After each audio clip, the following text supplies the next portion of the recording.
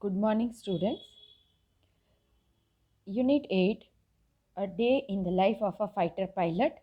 એના પાર્ટ 1માં આપણે જોયું કે કુકી એના મિશન પર જઈ રહ્યો છે. It is a war time practice. A war જેવી પ્રેક્ટિસ કરવા જઈ રહ્યો છે અને એના માટે કેટલાક મેઝરમેન્ટ્સ એટલે કે કેટલાક તકેદારીના પગલાં રૂપે કેટલીક માહિતી એકઠી કરી પછી બધી પોતાનો જે એટેક છે એને પ્લાન કરે છે. અને હવે પછીના પેરેગ્રાફમાં જોઈએ કે એ પોતાની સાથે કઈ કઈ વસ્તુને લઈને જાય છે. Only 20 minutes are left before engine starting time. એન્જિનને સ્ટાર્ટ કરવામાં 20 મિનિટ બાકી છે.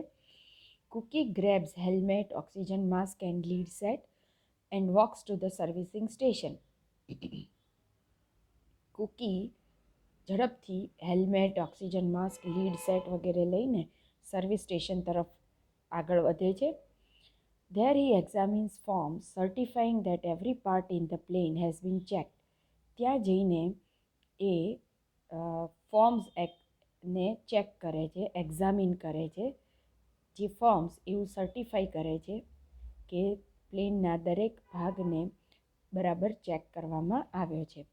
અહીંયા તમને બે સમાનાર્થી શબ્દો મળશે, એક્ઝામિન અને ચેક. બંને સમાનાર્થી શબ્દો છે. વળી સર્ટિફાઈ જે શબ્દ આવ્યો સર્ટિફિકેટ પરથી. સર્ટિફિકેટ શબ્દ તો તમે સાંભળ્યો જ હશે. સર્ટિફાઈ એ ક્રિયાપદ છે. સર્ટિફાઈ એટલે પ્રમાણિત કરવું. સર્ટિફિકેટ એટલે પ્રમાણપત્ર અને અહીંયા સર્ટિફાઈ એ ક્રિયાપદ છે જેનો અર્થ થાય છે પ્રમાણિત કરવું. તો આ બધા ફોર્મ્સ જે પ્રમાણિત કરે છે કે દરેક ભાગને ચેક કરવામાં આવ્યો છે એ ફોર્મ્સને એ બરાબર ધ્યાનથી જુએ છે. Then he walks around the plane to check the leaks, loose panels and pins. ત્યારબાદ એ પ્લેનની આસપાસ ફરીને બધું ચેક પોતે પણ કરે છે કે ક્યાંય લીક કે લૂઝ પેનલ પિન્સ નથી ને. There are none, so he climbs into the seat. અને ખાતરી કરી લીધા બાદ એ પોતાની સીટમાં બેસે છે. કનેક્ટ્સ is oxygen supply and radio. હવે જુઓ, મેં અગાઉ પણ કહ્યું હતું કે કેટલાક શબ્દો જ્યારે કોમન ભાષામાં વપરાય ત્યારે અર્થ જુદો થાય અને જ્યારે વિશિષ્ટ પ્રોફેશન એટલે કે વ્યવસાયમાં વપરાય ત્યારે એનો અર્થ અલગ થાય. તો અહીંયા એવો એક શબ્દ છે રેડિયો. કોમન માણસ માટે રેડિયો એટલે તમે જાણો જ છો કે જે આપણે સાંભળીએ છીએ, રેડિયોમાં ગીત આવે, ન્યૂઝ આવે વગેરે વગેરે. પરંતુ અહીંયા રેડિયો અલગ અર્થમાં છે. અહીંયા રેડિયો એટલે one type of walkie talkie, જેના વડે પ્લેનમાં બેઠેલો પાયલટ નીચે જમીન ઉપર સ્ટેશન સાથે સતત કોન્ટેક્ટમાં રહી શકે અથવા તો એ પાયલટ બીજા પ્લેનમાં બેઠેલા પાયલટ સાથે પણ કોન્ટેક્ટમાં રહી શકે. એના માટે રેડિયો હોય છે. તો અહીંયા પ્લેનમાં જે રેડિયો છે એ અલગ વાત છે. એ વોકી ટોકી ટાઈપ છે, એકબીજા સાથે વાત કરવા માટેનો સાધન છે. તો એ જેવો બેસે છે તરત જ પોતે ઓક્સિજન સપ્લાય સાથે કનેક્ટ થઈ જાય છે અને રેડિયો પણ કનેક્ટ કરી લે છે. Next he pulls out a safety pin from the seat and then becomes live. હવે અહીંયા જુઓ, લાઈવ શબ્દ ઇન્વર્ટેડ કોમામાં છે. ધેટ મીન્સ કે અહીંયા એનો સ્પેશિયલ અર્થ છે. અને સ્પેશિયલ અર્થ એટલે લગભગ તો એના મુખ્ય અર્થની આજુબાજુનો જ અર્થ હોય. જેમ કે લાઈવ હોવું એટલે જીવંત હોવું એવો અર્થ હોય છે. અહીંયા પણ આમ તો જીવંત જ હોવાનો અર્થ છે, પણ કેવી રીતે? તો કે જેવો એ બેસે છે પ્લેનમાં તરત જ પોતાની સીટમાંથી એક સેફ્ટી પિન છે એ ખેંચી લે છે. હવે આ સેફ્ટી પિન ખેંચવાથી એની સીટ જે છે એ લાઈવ થઈ જાય છે. હવે સીટ એ તો નોન લિવિંગ થિંગ છે, અનિર્જીવ વસ્તુ છે. એ કેવી રીતે લાઈવ થાય? અને માટે જ અહીંયા લાઈવને ઇન્વર્ટેડ કોમામાં લખ્યું છે. સીટ લાઈવ થાય છે. ધેટ મીન્સ કે સીટનું જે મિકેનિઝમ છે એ એક્ટિવેટ થાય છે,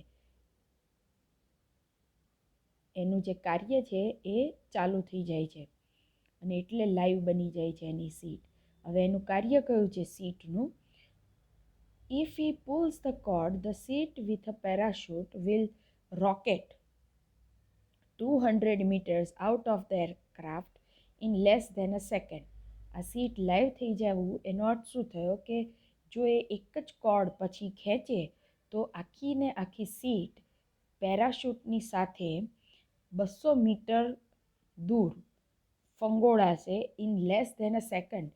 સેકન્ડના ઓછા ભાગમાં, 1 સેકન્ડ પણ નહીં લાગે, 1 સેકન્ડ કરતાં પણ ઓછા સમયમાં આ સીટ 200 મીટર સુધી રોકેટ, અહીંયા રોકેટનો અર્થ લેવાનો છે ફૂલ સ્પીડ, વેરી હાઈ સ્પીડ, ખૂબ વેરી હાઈ સ્પીડ, ખૂબ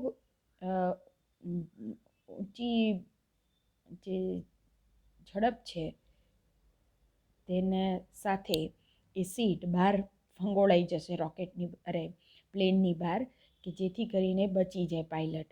કેમ કે એક પાયલટને તૈયાર કરવા પાછળ આપણે કરોડો રૂપિયા ખર્ચાતા હોય છે, ને બીજું કોઈ પણ સાધન કરતાં માનવ જીવન વધુ અગત્યનું હોય છે અને માટે પાયલટ આપણા માટે વધારે અગત્યનો છે. અને એટલે તમે સાંભળ્યું હશે કે ક્યારેક જ્યારે મિગ પ્લેન ક્રેશ થાય છે ત્યારે એનો પાયલટ બચી જાય છે, કેમ કે તેને આ રીતે પોતાની સીટને તાત્કાલિક એમાંથી છૂટી પાડી દીધી હોય છે અને એ રીતે એ બચી જાય છે. તો આ એનું મિકેનિઝમ છે કે એની સીટ છે એ પેરાશૂટવાળી હોય છે જે એને તાત્કાલિક બચાવી લે છે.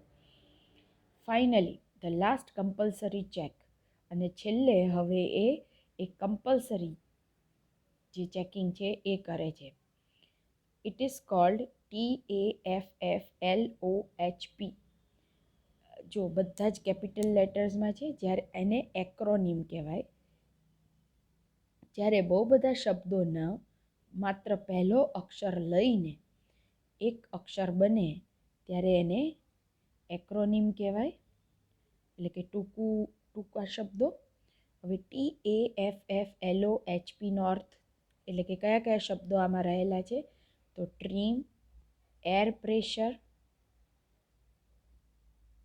Air brakes, ailerons, flaps, fuel, instruments, oxygen, hydraulics and ન્યુમેટિક્સ.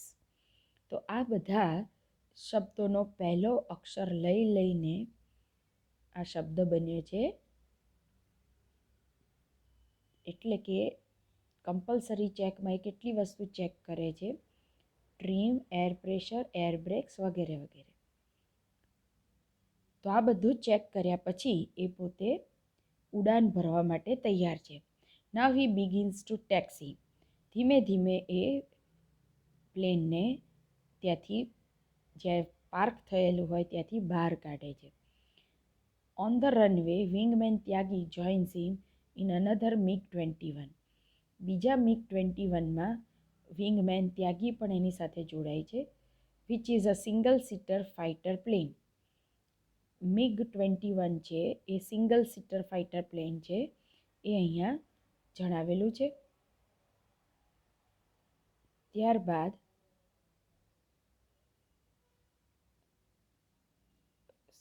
take off permission received. The two pilots accelerate the runway. Accelerate means speed up.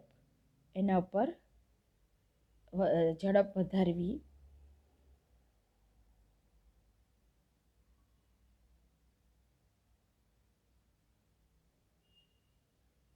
એ જેવી ટેક ઓફની પરમિશન મળે છે કે તરત જ રનવે પર ઝડપ વધી જાય છે.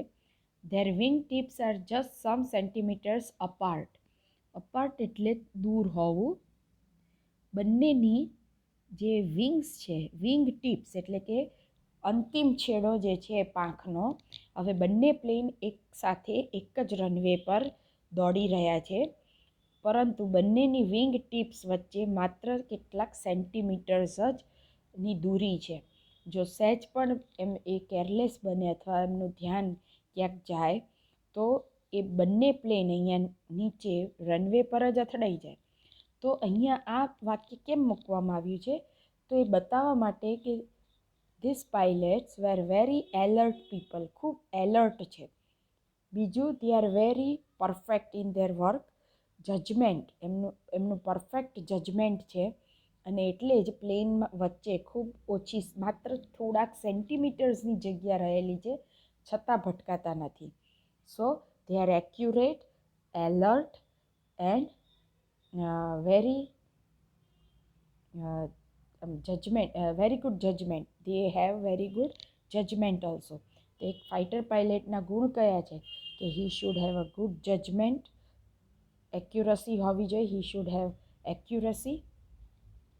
અને ત્યારબાદ તે lift off at 360 kilometre per આવર, any speed 360 કિલોમીટરની સ્પીડે એ લિફ્ટ ઓફ કરે છે, એટલે કે પ્લેનને ઊંચે લઈ જાય છે અને ઊંચકે છે. અને તરત જ soon climb up and get 950 kilometre per hour speed. 360માંથી સીધું જ એ 950 કિલોમીટરની સ્પીડ પર પહોંચે છે પ્લેન. It is 6:45 AM. હવે 6:45 થઈ રહ્યા છે, 15 મિનિટ બાકી છે before the time on target. Target પર પહોંચવા માટે 15 મિનિટ હજુ બાકી છે, 6:45 થયા છે. તો સમયનું અહીંયા વારંવાર ઉલ્લેખ આવે છે એ બતાવવા માટે કે every minute, every second is so important. કેમ કે જો ટાઈમની ગણતરીમાં અથવા ટાઈમ પ્રમાણે કામ ન થાય તો બની શકે કે બટાલા ઉપર બોમ્બ ફેંકવાને બદલે બટાલાની બાજુમાં કોઈ ગામ હોય ત્યાં ફેંકાઈ જાય બોમ્બ. એટલે આ વાક્ય પાછું એ પણ બતાવે છે કે they have to be very accurate regarding time. દરેક સમય માટે ખૂબ એમણે એક્યુરેટ રહેવું પડે છે, પંક્ચ્યુઅલ રહેવું પડે છે.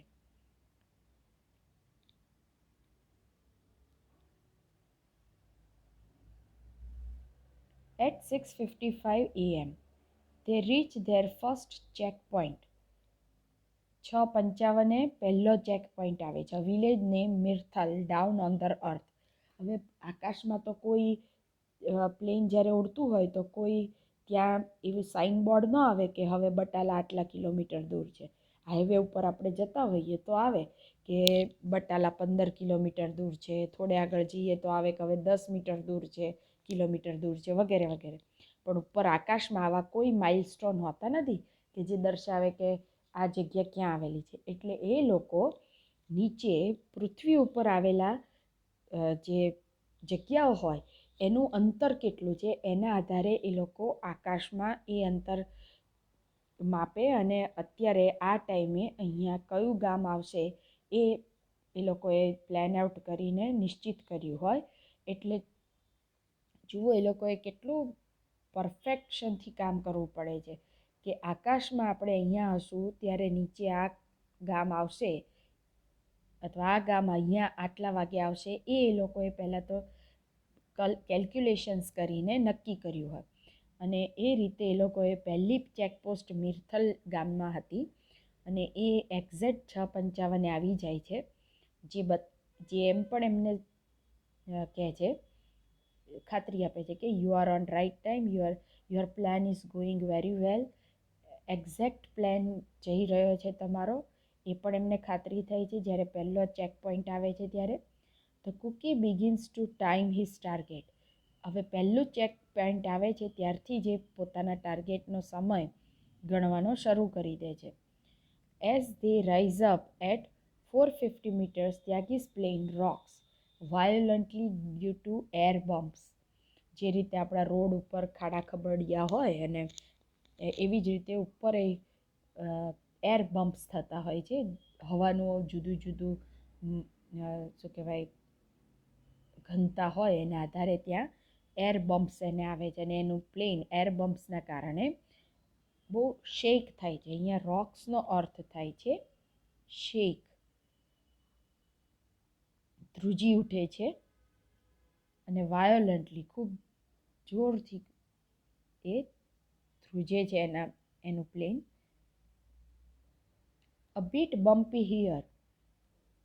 એ લોકો 450 મીટરની ઊંચાઈ પર છે અને ત્યાં એને લાગે છે ત્યાગી જો રેડિયો ઉપર વાતો કરે છે, વોકી ટોકી ટાઈપ મેં જે કહ્યું હતું એ રીતે. બંને જે પાયલટ્સ છે એ એકબીજા સાથે રેડિયોથી વાત કરી શકે.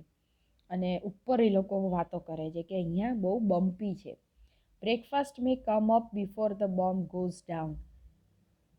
કે જે આ બોમ્બ નીચે જશે અને બ્રેકફાસ્ટ આવી જશે, એટલું આપણું ઝડપથી કામ થઈ જશે. Cookie jokes. 2 hunters appear far to the right as enemy planes. હવે બીજી તરફ 2 હન્ટર પ્લેન્સ આવી રહ્યા છે અને એ લોકોને કહેવામાં આવ્યું છે કે તમારે એનિમી પ્લેન્સની જેમ કામ કરવાનું છે. એટલે એમને હન્ટર્સ નામ આપ્યું છે. હન્ટર્સ એટલે શિકારી. એ એટલા માટે શિકારી છે કેમ કે એનિમી પ્લેન તરીકે કામ કરે. હવે રિયલ વોર ટાઈમ પ્રેક્ટિસ છે એટલે સામેથી આપણા જ દેશના બીજા 2 પાયલટો એ પ્લેન લઈને આવતા હોય. ધે ટર્ન અવે એન્ડ વેનિશ. અને એના માટે પણ એક પ્રેક્ટિસ જ આપી હોય કે તમારે આજે પ્રેક્ટિસ એ કરવાની છે કે એનિમી પ્લેન તરીકે તમારે જવાનું છે અને ત્યાંથી ટર્ન અવે એટલે કે આમ વળાંક લઈને પાછું આવી જવાનું છે. અને એ લોકો દેખાય છે 2 પ્લેન અને તરત જ વળાંક લેવાઈ જાય છે અને ક્યાંક ગાયબ થઈ જાય છે, વેનિશ થઈ જાય છે. વેનિશ થવું એટલે અદૃશ્ય થવું.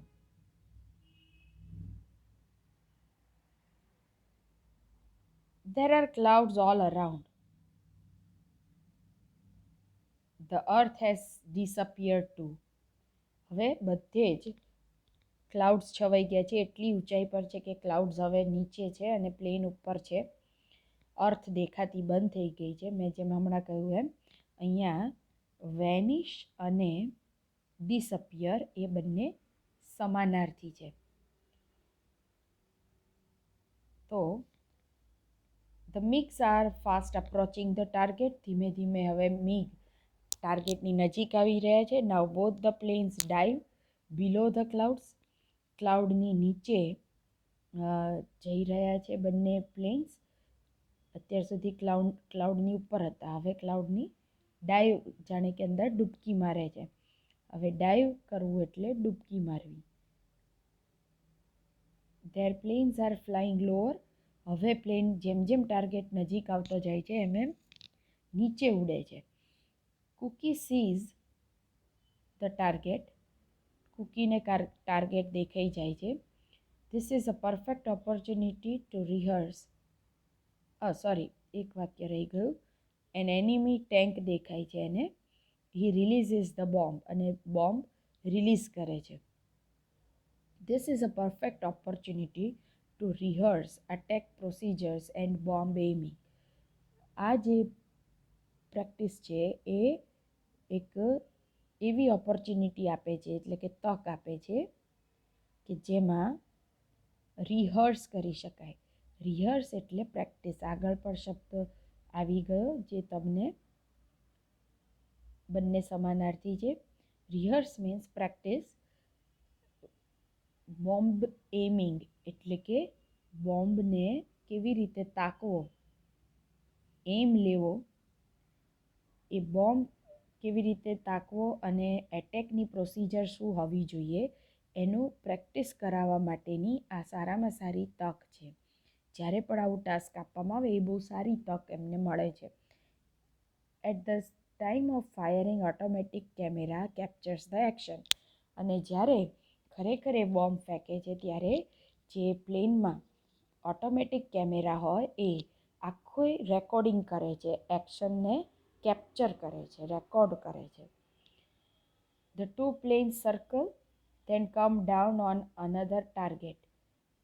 ફરી પાછા બંને પ્લેન એક સર્કલ લે છે અને પછી બીજા ટાર્ગેટ પર આવે છે. આ વખતે ટાર્ગેટ છે બ્રિજ. અને there was a strong wind therefore they release the bomb earlier.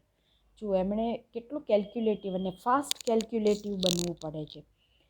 નીચેથી તો પ્લેનિંગ કરીને ગયા હોય પરંતુ ઉપર જતાં એમને ખ્યાલ આવે છે કે વધારે પવન સ્ટ્રોંગ છે, તો તરત જ એ લોકો જેવો પવન સ્ટ્રોંગ છે એ જાણે છે કે તરત જ બોમ્બને વહેલો એ લોકો ડ્રોપ કરવાનું નિર્ણય લઈ લે છે.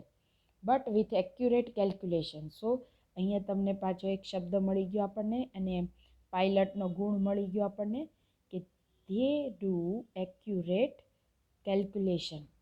એ લોકોની ગણતરી ખૂબ એક્યુરેટ હોય છે, પરફેક્ટ હોય છે, એમાં કોઈ ભૂલ થવાની શક્યતા હોતી નથી. We have got it right. અને જેવું એ લોકો કેલ્ક્યુલેશન કરીને બોમ્બ છોડે છે એટલે ખ્યાલ આવે છે કે આપણું જે કેલ્ક્યુલેશન હતું એ બરાબર છે, આપણે તોડી પાડ્યો છે બ્રિજને. Visibility has become worse. હવે ધીમે ધીમે વિઝિબિલિટી એટલે કે બહારનું જે દ્રશ્ય એટલે જોવાની જે શક્તિ છે એ ધીમે ધીમે ખરાબ થતી જાય છે, એટલે કે ધુમ્મસ વધતું જાય છે. Let's go home, says Cookie. Back at the base, they report to the army man. He admired them. Commanders, your planes were in the right place at the right time. You have given effective support to the army. હવે base ઉપર જ્યારે એ લોકો army મેનને મળે છે ત્યારે army main એમને admire કરે છે, એમને પ્રેઝ કરે છે, પ્રશંસા કરે છે કે તમારા પ્લેન રાઈટ ટાઈમ પર રાઈટ જગ્યા પર હતા અને માટે તમે લોકોએ ખૂબ સારી રીતે આર્મીને સપોર્ટ કર્યો છે. અને આમ પણ એટલે અહીંયા એ પણ વાત તમને મેન્શન કરવામાં આવી છે કે આર્મી એટલે કે જે જમીન પરથી લડાઈ કરતા હોય સોલ્જર્સ, એને આર્મી કહેવાય. અને જ્યારે આર્મીને સપોર્ટ કરવાનો હોય તો એમાં એરફોર્સનો ઉપયોગ કરવામાં આવે છે. અને એટલે એરફોર્સને તૈયાર કરી છે કે જ્યારે જમીન ઉપર લડતા સૈનિકોને મદદની જરૂર હોય તો એરફોર્સવાળા તરત પહોંચી શકે. તો આ રીતે કુકી એનું કામ બહુ સરસ રીતે, એનું મિશન ખૂબ સરસ રીતે પાર પાડે છે. હવે આવે છે વાત કે જ્યારે આવું પ્રેક્ટિસ ન કરવાની હોય ત્યારે શું કરે છે. Like every Indian fighter pilot, Cookie Suresh does several hundred hours of flying in a year. એટલે કે બધા જ ઇન્ડિયન ફાઇટર પાયલટ્સ જે છે એની જેમ જ કુકી પણ વર્ષના કેટલાક સો, સેવરલ હંડ્રેડ આવર્સ એટલે કે 100-200 એવા નક્કી હોય એટલા કલાકો એણે એક વર્ષમાં ઉડવું પડે, એટલા પૂરા કરવા પડે, એનું ટાસ્ક છે. Generally 2 day time flights and 1 night sortie. Generally 2 દિવસની ઉડાન અને 1 રાતની ઉડાન, એમ 3 ઉડાન એ રોજની ભરે ત્યારે એના 100 કલાક પૂરા થાય. This means that more than half of his working hours are devoted to flying. અને એનો અર્થ એવો થાય કે એના જે વર્કિંગ આવર્સ છે એના અડધો કલાકો એ ઉડવામાં જ સમર્પિત કરી દે છે. ડિવોટ કરે છે મીન્સ સમર્પિત કરે છે. મિશન પ્લાનિંગ એન્ડ રિપોર્ટિંગ, અને સાથોસાથે કામ કરે છે મિશન કેવી રીતે પ્લાન કરવું અને એનું રિપોર્ટિંગ કરવામાં એનો અડધો દિવસ જતો રહે છે. ફોર રેસ્ટ ઓફ ટાઈમ, બાકીના અડધા કલાકોમાં એ 41 વર્ષનો છે જે એટેક ઇન્સ્ટ્રક્ટર તરીકે પણ કામ કરે છે, એર કોમ્બેટ લીડર તરીકે, ટીચર તરીકે. અને ટીચર પણ શેનો છે? A teacher of accurate weapon delivery techniques. કેવી રીતે વેપન એટલે શસ્ત્ર, આ બોમ્બ ફેંકવા બોમ્બ એ પણ શસ્ત્ર છે આપણું. તો આ બોમ્બને કેવી રીતે એક્યુરેટલી વાપરી શકાય, એની કેવી રીતે બોમ્બ ફેંકી શકાય એક્યુરેટલી, એની ટેકનિક શીખવાડવા માટેનો એ ટીચર છે. He also sees that all the pilots in his squadron maintain this proficiency. અને એણે જે પણ શીખવાડ્યું હોય એ શીખીને એની સ્ક્વોડ્રન એટલે કે એના ગ્રુપની અંદર જેટલા પણ પાયલટ્સ હોય એ બધા પાયલટ્સ આ જે પ્રોફિશિયન્સી છે, પ્રોફિશિયન્સીનો અર્થ થાય સ્કિલ, આવડત, એણે જે કંઈ શીખવાડ્યું છે એ આવડત દરેક એના જે પાયલટ્સ હોય એનામાં હંમેશા મેન્ટેન રહે તેના માટે એ ધ્યાન રાખે છે. Every few years a pilot is rested, અને દર થોડા વર્ષો પછી પાયલોટને રેસ્ટેડ જાહેર કરવામાં આવે છે. હવે અહીંયા રેસ્ટનો અર્થ તમને ખબર છે. રેસ્ટ એટલે આરામ કરવો, અને જ્યારે પાયલટ્સ આટલું બધું હેવી વર્ક કરતા હોય ને તમે જોયું હશે કે કેટલી ઝડપથી એ લોકો આટલી ઊંચાઈ પર જાય છે, તો એમના શરીરમાં ઘણી બધી તકલીફો થાય, અને એ તકલીફોની સામે એમને રેસ્ટ પણ આપવો પડે, અને માટે દર થોડા વર્ષોમાં એટલે કે 2 વર્ષે કે એ રીતે 1 વર્ષ માટે કે 2 વર્ષ માટે એમને ડેસ્ક જોબ એટલે કે ગ્રાઉન્ડ પરની જોબ આપવામાં આવે છે. એ વખતે એમને ઉડવાનું હોતું નથી. તો every few years a pilot is rested for a year or 2 at a desk job. 1 કે 2 વર્ષ માટે એને ડેસ્ક જોબ પર મૂકવામાં આવે છે, અને એ દરમિયાન એને રેસ્ટેડ જાહેર કરવામાં આવે છે. The wing commander of 321 Squadron K.S. Suresh is proud of IAF. So is IAF. K.S. સુરેશને ગર્વ છે IAF ઉપર, અને એટલે જ IAF છે. આવા પાયલટ્સને કારણે ઇન્ડિયન એરફોર્સ આટલું સારું કાર્ય કરી શકે છે. તો આ જે આખો આર્ટિકલ છે લેવામાં આવ્યો છે by Paul Watched in Reader's Digest 75 year selection of articles. આ આર્ટિકલ પોલ વોચ્ડે લખેલો છે, જે રીડર્સ ડાયજેસ્ટ નામના મેગેઝિનમાં પ્રસિદ્ધ થયો હતો. અંડર ધ ટાઇટલ, એમાં એ ટાઇટલ હતું 75 યર સિલેક્શન ઓફ આર્ટિકલ્સ. તો બહુ સરસ પાઠ આપણને અહીંયા જાણવા મળ્યો, સમજવા મળ્યો, કે જેમાં આમાંથી કોઈ આશા છે કે કોઈને પ્રેરણા મળી હશે કે એક ફાઇટર પાયલટ તરીકેનું કરિયર પણ તમે બનાવી શકો છો.